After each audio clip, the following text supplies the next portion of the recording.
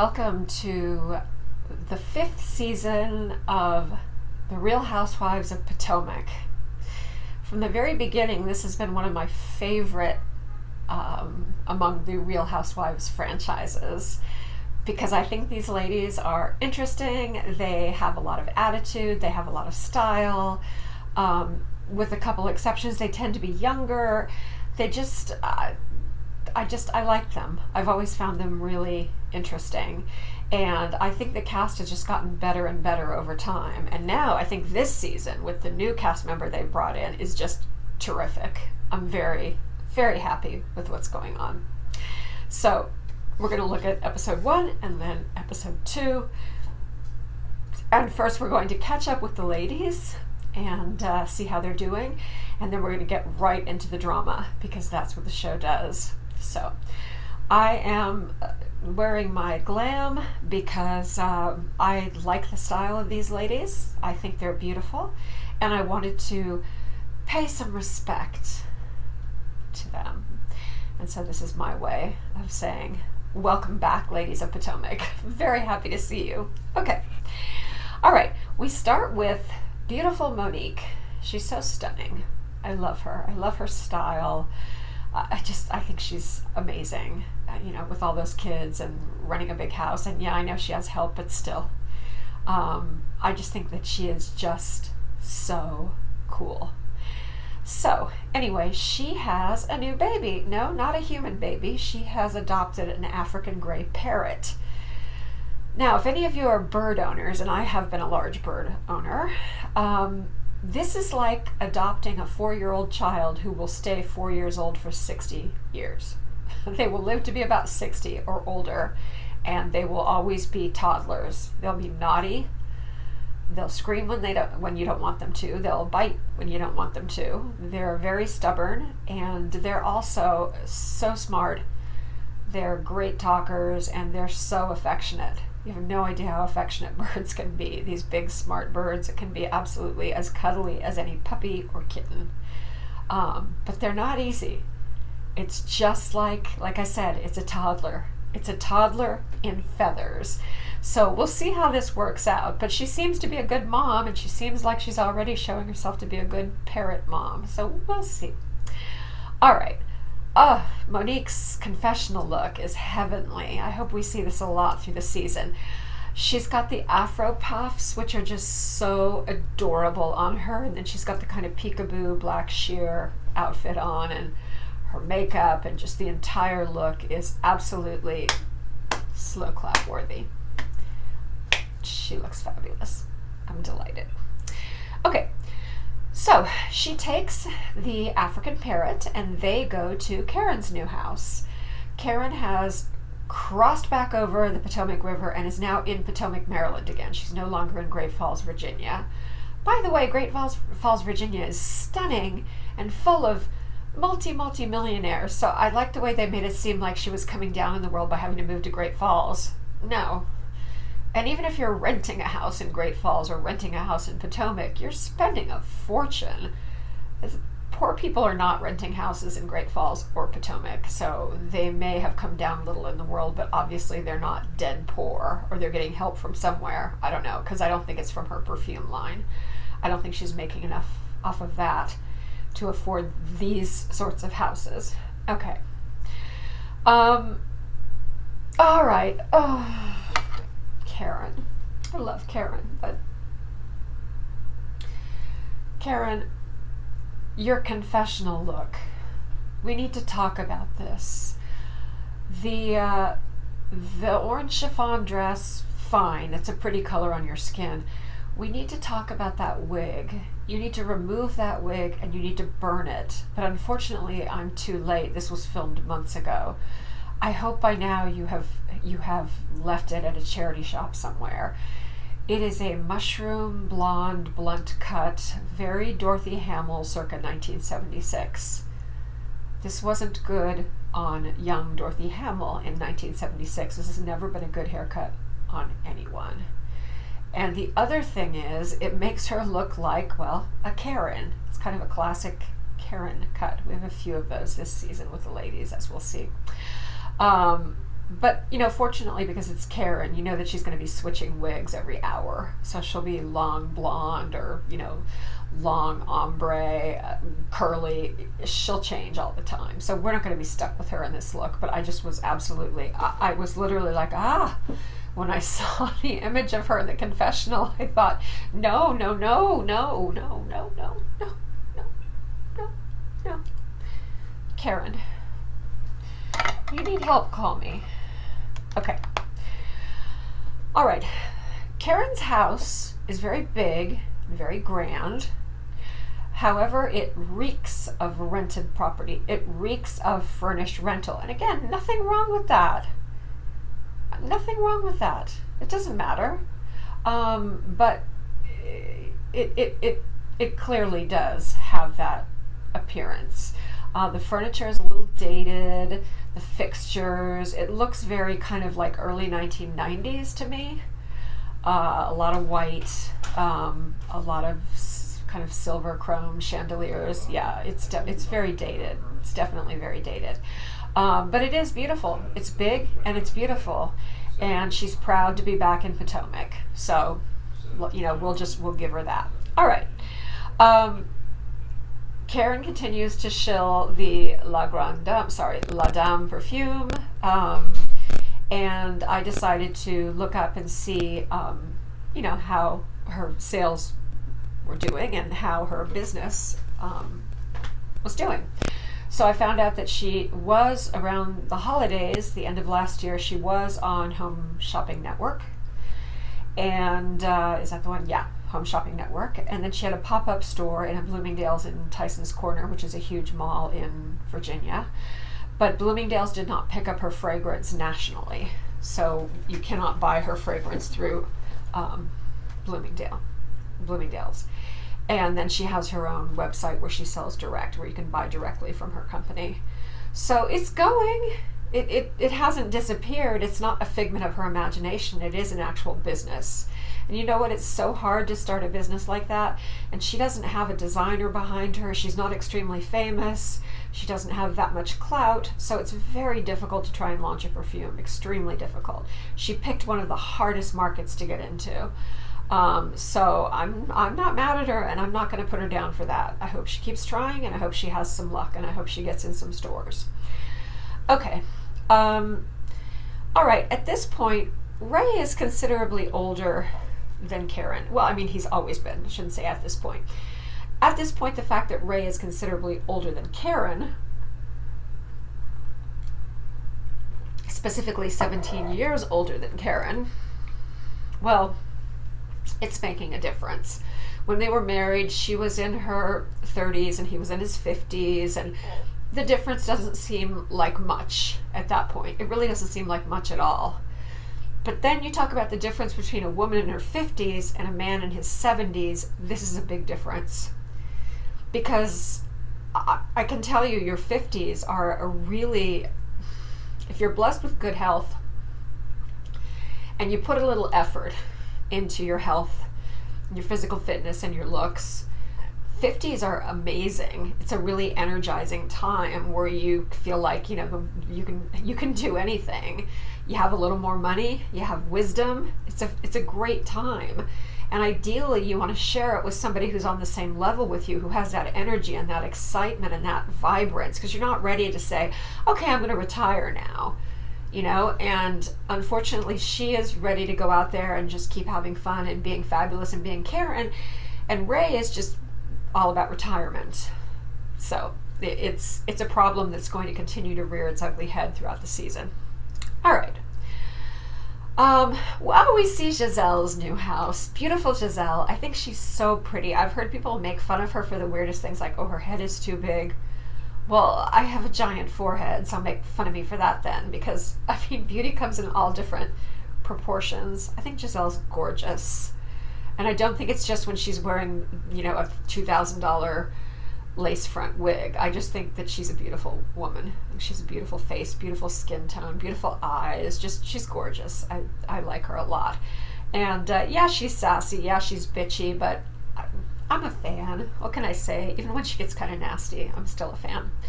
Okay, so the big news is Giselle is back with Jamal, the pastor. You know, she was the preacher's wife for years. And, you know, he was the pastor of this huge church in, I believe, Atlanta. And she was the preacher's wife, you know, with all the things that go along with that. And unfortunately, another thing that went along with that is that he slept with everything that walked. He was a prodigious cheater. That is why they could not stay together.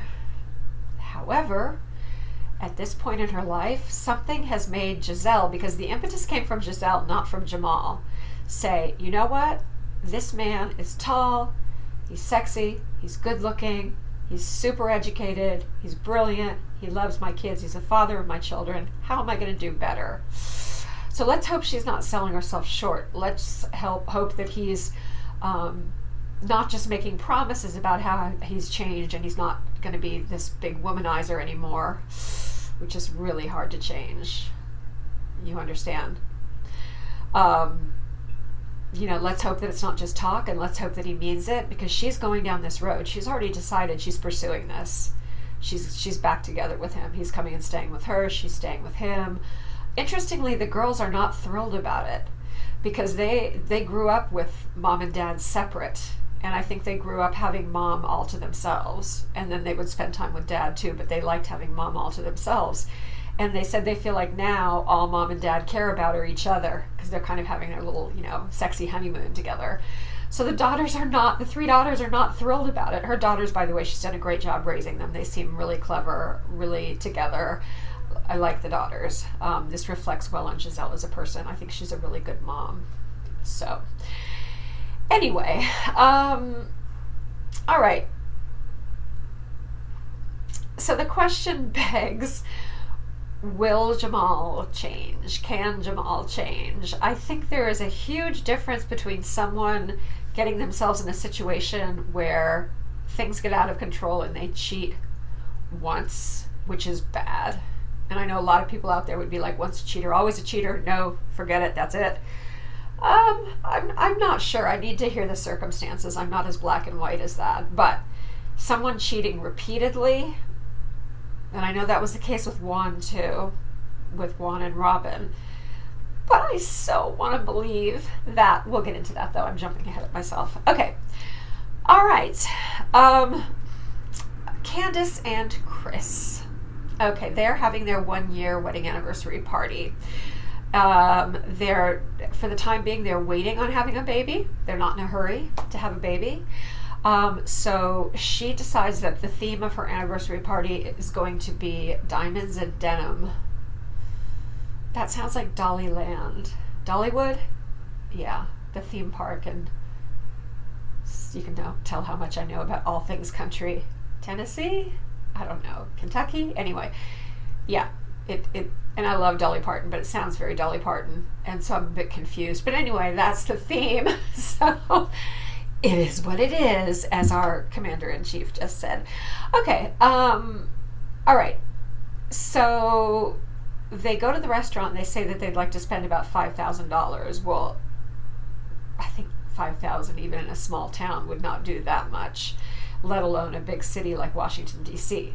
So the restaurant says, well, we have a minimum that you have to spend of $22,000. However, if you have a cash bar, you could probably chip in like $10,000 or something on the food, and the rest could be made up by people buying their own drinks.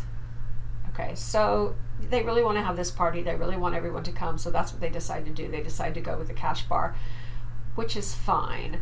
I would not be comfortable doing that. I would scale down the party and have it in a lovely garden or something rather than having a cash bar, because I have this thing inside me that I need to feed everyone and give them something to drink, and I want everyone to be satisfied, and I don't want my guests to have to pay for their liquor.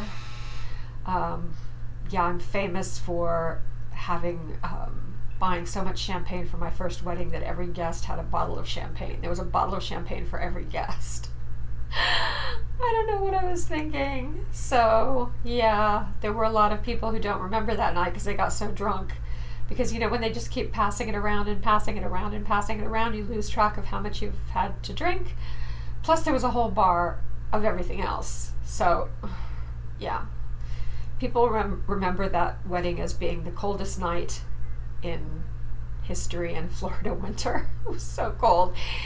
And being drunk off their asses. So, anyway, I was too busy to be either drunk or freezing and too distracted. All right, Ashley is a mommy. Ashley has her baby Dean, who kind of looks like Michael. He's kind of got the head shape and the ears. But he's a little baby.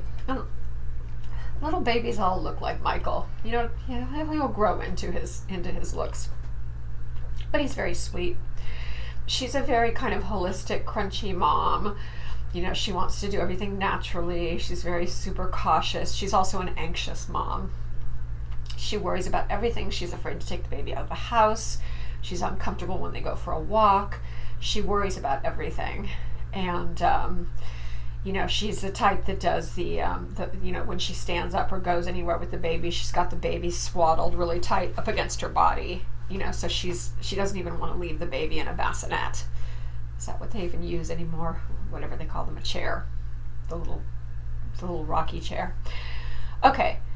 I still cannot figure out exactly how Ashley and Michael are even together. They're the ultimate odd couple, and I just don't. They live in Arlington. I don't see, if she is a sugar baby, she could have done a lot better than Michael. She's a pretty girl, and I don't think that's what it's all about, because he just is not that wealthy.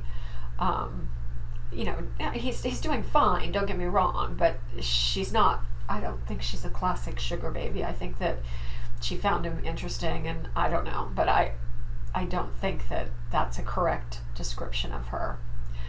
So anyway, now Robin and Juan.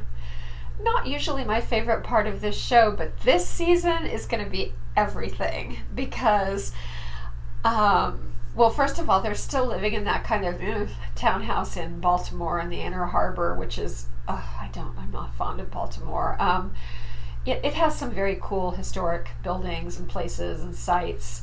But yeah, just Baltimore is one of those northeastern cities like Philadelphia that just they leave me cold. I appreciate them for a weekend or something, but they leave me cold. I think it would be very hard to go from having a big mansion in Potomac to a townhouse in the Inner Harbor in Baltimore. Not that that's unpleasant. It's a nice neighborhood, but it's hard. I think it's quite a come down. Okay. They talk about wanting the boys. They talk about wanting a bigger home. So the question is hanging in the air. Are they getting married again? They seem more than ever like a couple, like a loving couple. And so that is immediately the question that's out there. Is this going to happen? Are they getting married again? That would make me very happy. And again, I know that he was a serial cheater, but somehow I feel like all the time that he's spent side by side with her and the boys, the last 6 years, he has been there. He might as well have stayed married to her. It's not like he ran off and had a crazy bachelor pad for 6 years. He's been there with her and the kids. So I don't know. They seem to be sort of destined to be together. All right. Why does Robin go for those really ugly masculine haircuts? Even before Karen was a thing, even before Kate Gosselin kind of, pioneered the Karen haircut, Robin was doing the choppy, blunt, chopped off on one side and longer than the other, blonde bob. And that's not who she is. She's not, it doesn't fit her. It doesn't suit her. She's a tomboy. So there's other things you can do though. There's other short haircuts you can do that are cuter, that are a little more flattering, that have a little bit of movement, that are a little sexier. I don't know. I always want to see her in better hair. When she grows her hair out to her shoulders, I don't know if it's a wig or if it's her actual hair, but I always get so excited. She doesn't have to have long hair, and she's not one who's ever going to be in one of those long, wavy, expensive wigs.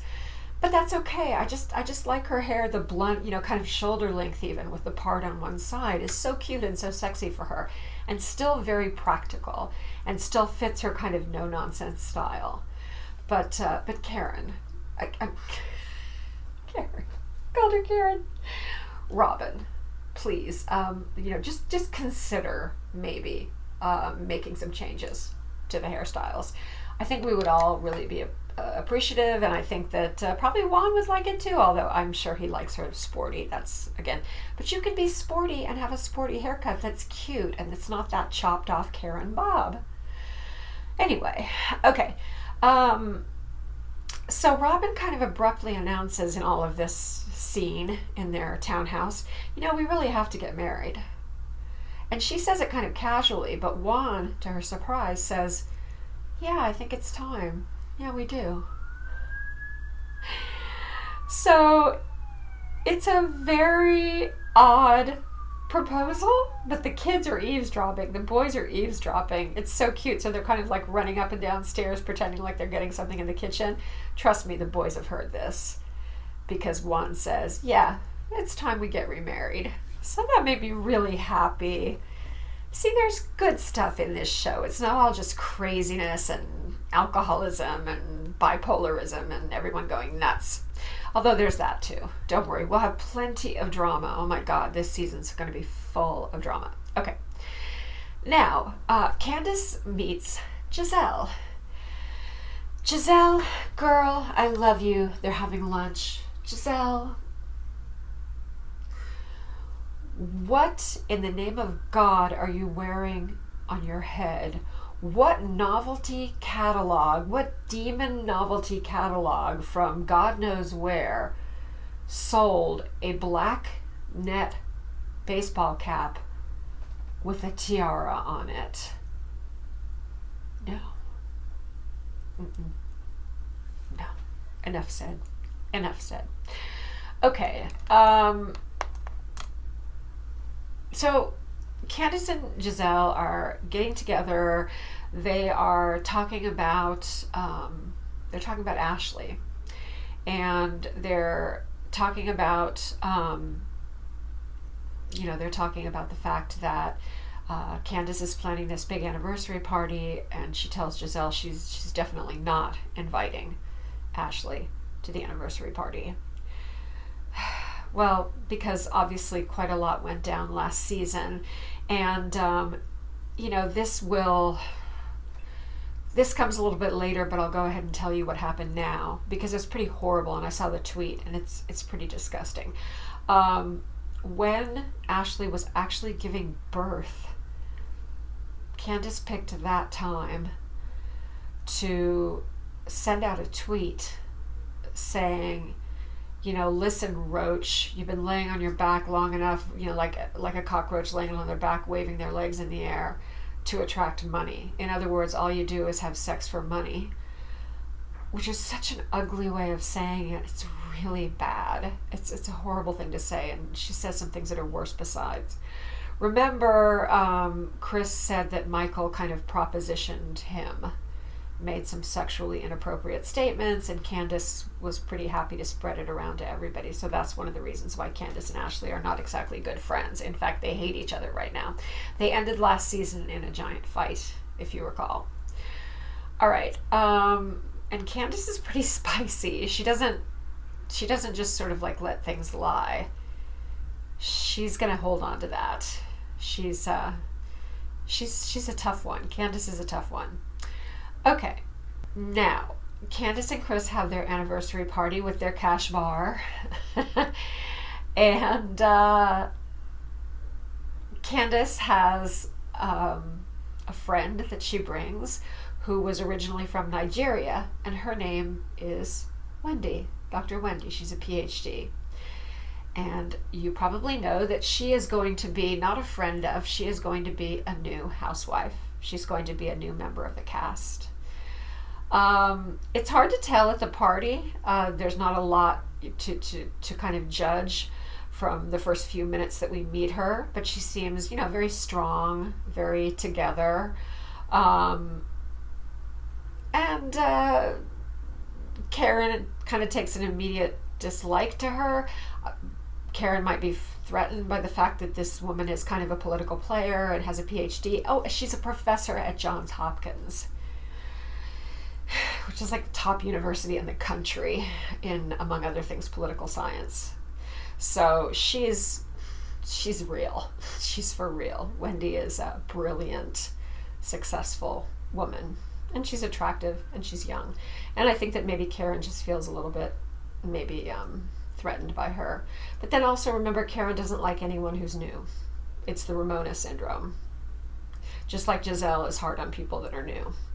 But Karen really has the Ramona syndrome, where she'll act like, who are you? Why do I need to know you? What's in it for me? How will being your friend help me? That kind of attitude. Karen's got it. Okay. So, oh God, there's so much tension in this group. Yeah, Candace and Giselle are also in kind of a rough patch, even though they're talking. They're in a rough patch too, because Candace made fun of Giselle's cabin that she's fixed up.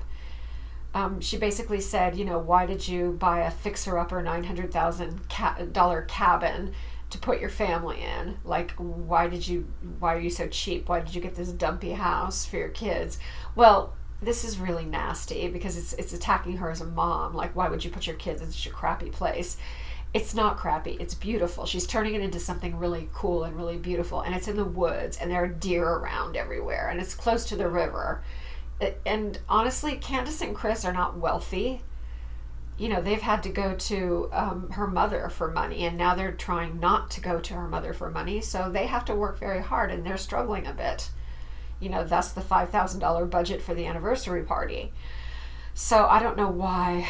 I have no idea why she would go after Giselle in that way. That was a huge mistake. You don't want to get on Giselle's wrong side. Even though Candace is spicy and she's tough, you don't want to be on Giselle's wrong side. Trust me. Okay.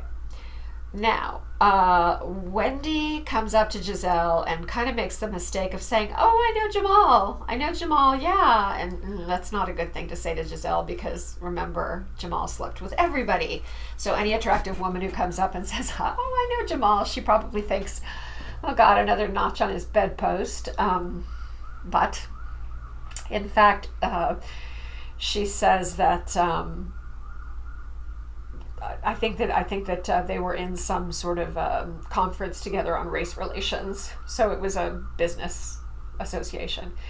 And then also Monique said that Jamal came and spoke at her church, that he came to speak there.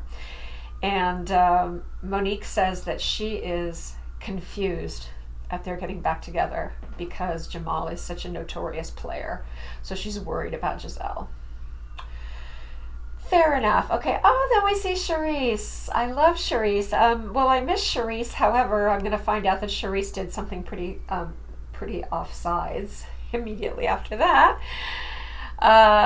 Apparently, Charisse has been spreading very ugly rumors about Monique.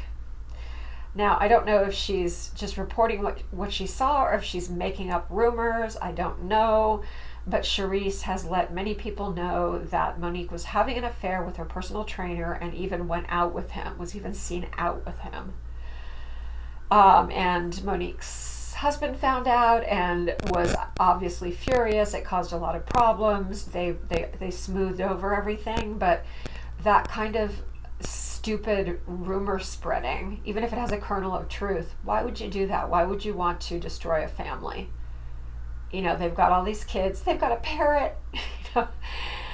Don't go out to break up someone's home. You will get the worst karma. I think that one of the worst sins you can do is breaking up basically a happy home. Even if someone's doing something that's not perfect, it's not your job to go in there and say, right, I'm going to just blow everything up. I'm going to throw a couple sticks of dynamite in. I'm going to make a couple snide comments about Monique and her hot personal trainer, and I'm going to walk away. So that makes me like Charisse less than I did in the past. Even if the rumors are true, it's not her place. It is not her place to say that. Okay. All right, so finally, Candace decides that she wants to have two ladies speak because it's her anniversary party and these two ladies have been married for a long time. So first she asks Karen. Karen? Okay, I didn't know Candace and Karen were really that close, but she calls Karen up because she feels like, Karen's been married for 25 years and she admires that. And so, Karen kind of gulp because she's having some problems in her marriage. But she goes up there and she says, it can be challenging. It's a challenge. You have to work on it all the time. She doesn't say anything specific, but that's basically what she says. You have to kind of write it out and put up with the hard times, and she doesn't give anything away. And then she asks, Candace asks her mother to speak, and the problematic relationship between Candace and her mother. And her mother's like, oh, well, I was married 35 years, but to two different men. Okay, well, that doesn't count. Anyway, her mother's drunk. And you know how obnoxious Candace's mother is? Well, she's funny when she's drunk. She should drink more. She's a happy drunk. She's more affectionate to her daughter. Her speech was a mess. It was all over the place, but I was like, oh, I like drunk Candace's mom. Yeah, give her another one. Give her another whatever she wants. Give her another Hennessy, whatever. Give her another vodka. Okay. These confessional looks. There are some good ones and there are some bad ones. And when they are bad, they are very, very bad. Honey, Candace, what are you doing with that wig? With that long, braided, medieval times wig? You're trying to be kind of multiracial Daenerys Targaryen. It's bizarre. It's a lot. Yeah, an ordinary mortal can't wear that kind of hairstyle unless you're riding it on a dragon. Don't try it. So I don't know if we're going to have to keep seeing this look or if they're going to change them up. But I find this look very concerning. It's not attractive. And Candace is pretty. She's cute. It doesn't suit her either because she's not like the kind of romantic pre-Raphaelite girl with the flowing hair being saved by the night. That's not her. That's not who she is. So that hair is all kinds of wrong. All right. Now, I have to say, we see a little preview before we go on to episode number 2. We see a little preview of what's coming up for the season, and it looks good. It looks really nice. There's a lot, and nasty at the same time. There's a lot coming on.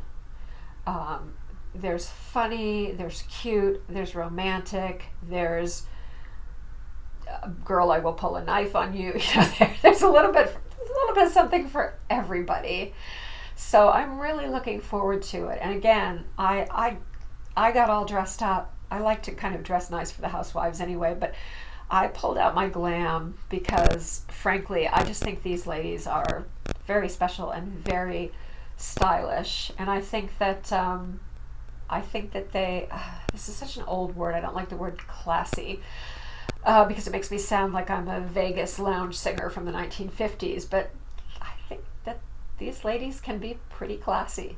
And they can be kind of tacky too. But overall, I just think that they're on a higher level than a lot of the women on the Real Housewives franchises. Let's compare, for example, the level of education and the quality of speech and thought of the Real Housewives of Potomac with the Real Housewives of New Jersey, for example. I'm just saying. Okay. Thank you so much for joining me. Once again, I'm supposed to say 5 times throughout, but I get so excited sharing this with you and going over the ladies that I forget to say till the very end. Please please share your comments with me. Tell me how you feel about the ladies, their looks, their actions, their attitudes. How are you feeling this season? Are you feeling the new cast member, Wendy? Let me know. And most importantly, if you could just slide your finger over and hit that little red subscribe button, This is literally a party for me every time this happens, because I am a new content creator. And please, if you subscribe, please put in the comments, I subscribed, with your name, so that I can write back in the comments a thank you. I literally want to thank every individual person who subscribes, because I enjoy this so much. I want to share this with you.